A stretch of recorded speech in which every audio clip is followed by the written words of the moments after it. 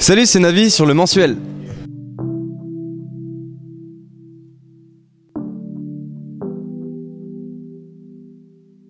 Ma peine au fond d'une fiole, puisqu'on sera plus ensemble. On se sent un peu minuscule et on se demande comment on va gérer tout ça. J'ai le track 10 secondes avant de monter sur scène. Et puis au moment où je suis sur scène, dans tous les cas, j'ai plus le choix. Il faut que les gens découvrent mon univers. Et donc là, j'oublie tout sauf mes paroles. C'est quand même mieux. Donc pour moi, c'était vraiment une grande expérience. Ça m'a permis d'aller chercher des gens et d'être à l'aise, de pouvoir se mettre à l'aise à force de faire des concerts en fait, et du coup ça m'a vraiment beaucoup appris. J'ai joué par exemple dans des salles où il y avait 200 personnes, où là j'avais l'impression que j'allais vraiment pas assurer, et alors que j'ai chanté devant 30 000 personnes de 2 chansons, et là j'ai fait ça comme si de rien. Donc je pense que ça dépend aussi vraiment du moment, quoi, comment on se sent, donc ouais, c'est assez relatif, mais dans tous les cas, le fait d'apprendre face à énormément de gens, ça permet ensuite de se roder un peu face à des publics qui ne connaissent pas forcément au tout début. Donne-moi de tes nouvelles, si la nuit tu es seul, peu importe qu'on s'aime, qu'on se fasse la gueule. Comment je le vis, moi je me suis dit là j'ai marqué un coup parce que les gens n'étaient pas venus pour moi. Donc l'idée c'est que quand tu joues 30 minutes avant un grand personnage de la chanson, et en fait il faut marquer les esprits. Donc ça fait toujours du bien de découvrir que les fans de cette personne viennent te suivre ensuite. Tal et Christophe Maé m'ont apporté aussi beaucoup de public sur internet.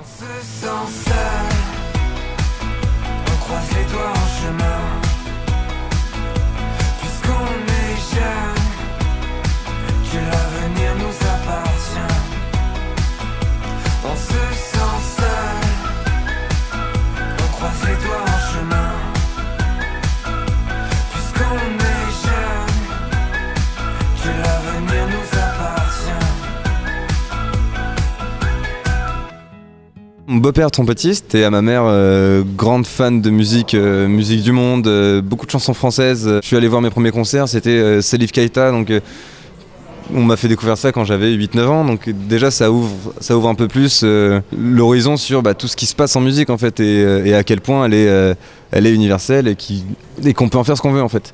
Et ensuite j'ai rencontré mes amis avec qui on faisait des sessions acoustiques un peu n'importe où. Et donc depuis toujours et depuis tout petit en fait. La guitare en premier, et puis j'ai pris des cours de classique, j'ai pris des cours de jazz, de rock, jamais sans vraiment aller au bout, donc je suis allé chercher un petit peu à droite à gauche mes influences en guitare. Ça m'a donné envie de faire de la basse, et ensuite du piano. Et pendant tout ce temps-là, j'ai appris le solfège en conservatoire et dans des écoles de musique. Mais j'ai commencé par la guitare. Peu importe sous quelle forme, peu importe ce qui m'arrivera, en fait, je pense que je continuerai à faire de la musique toute ma vie. Ouais. Ébloui par la nuit, à coups de lumière mortelle, ajouter des canettes, aussi paumé qu'un navire. Si j'en ai perdu la tête, je t'ai aimé même pire. Tu es venu en sifflant. Là, je suis beaucoup en promo.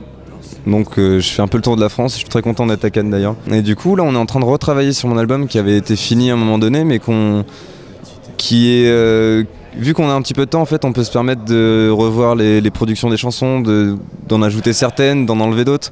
Certaines on va peut-être ajouter que j'ai écrit complètement et que j'ai complètement composé. On a plein de choses encore à en faire, et donc on se laisse encore un tout petit peu de temps, et puis peut-être avant l'été quoi. Ouais. N'oublie pas de m'oublier. Un jour sur deux on s'aime, une nuit sur deux je traîne ma peine. N'oublie pas de m'oublier, les ragots, les larcènes, parasite ma boîte crânienne, pourvu qu'on se souvienne. Je pense que c'est ça le plus compliqué, c'est de se dire cette chanson là, d'accord, même si ça fait quelques temps qu'on l'a fait, et on va même se dire qu'on va en enlever certaines qu'on a fait un petit peu après en fait. Donc Ça dépend de plein de choses, je pense, la finalisation d'un album. Ça dépend aussi des équipes, de la vie de beaucoup et de ce qui se passe en studio. Donc d'un seul coup, il peut naître une chanson et qu'on se dit tous « Oh mais incroyable, bah, celle-là on la met !» Comme retravailler une chanson qu'on avait pu jeter en fait. Donc c'est tellement aléatoire. Alors j'écoute du Miles Davis et le temps passe. On s'afflige des supplices, puis on se lasse. Il m'a touché en fait, c'est lui et c'est plutôt le jazz en fait, la liberté du jazz et ce qui m'a été appris vraiment tout jeune par mon beau-père quoi. Il me faisait écouter toutes ces compositions là et dont Miles Davis. Et puis on a voulu trouver justement un petit refrain original où on allait glisser ce nom de compositeur et puis pour rappeler mes influences au jazz en fait. Et puis quand on écoute de la musique, c'est parfois aussi quand on se fait larguer quoi. On n'est pas bien donc moi j'écoute du Miles Davis. Puis on se lasse.